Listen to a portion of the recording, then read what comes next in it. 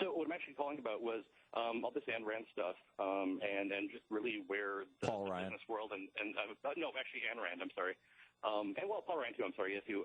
Basically, what it is, and where America's at this point, is also an inversion of like the 7 deadly sins, essentially. So we've taken what used to be, our virtues and things that we should be, proud of, and we've taken the things that used to be huge sins, like lust, gluttony, greed, violence, wrath, that kind of thing. And those have all become all of our virtues.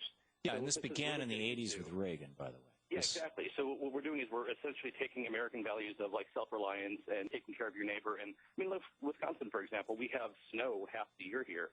And if people didn't push each other out of ditches and help each other dig themselves out of cars, we wouldn't be able to get through an entire winter here.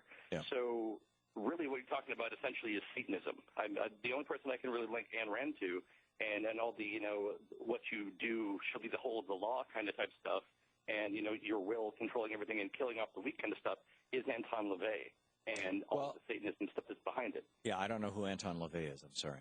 He wrote the Satanic Bible. Oh, okay.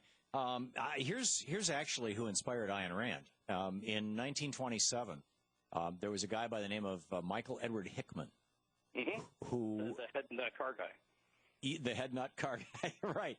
He kidnapped a 12-year-old. He cut her up into little pieces.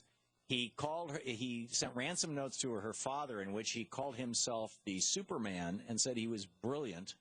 And her father came to pay the ransom, and he had her head with the eyes sewn open, sitting on top of the torso of her body that was all wrapped up in rags, in the backseat of his car, so that the father would think that his daughter was alive. He got out of his car with a shotgun so that dad wouldn't get out of his own car, went back, got the ransom money, and came back to his car, opened the door, kicked the girl out, the pieces of the girl out onto the road, and then sped off laughing while dad is fallen out of his car on his knees sobbing.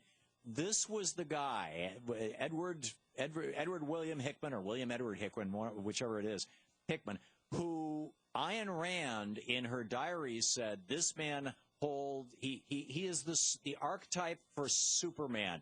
He does not recognize society's value. He is a power unto himself.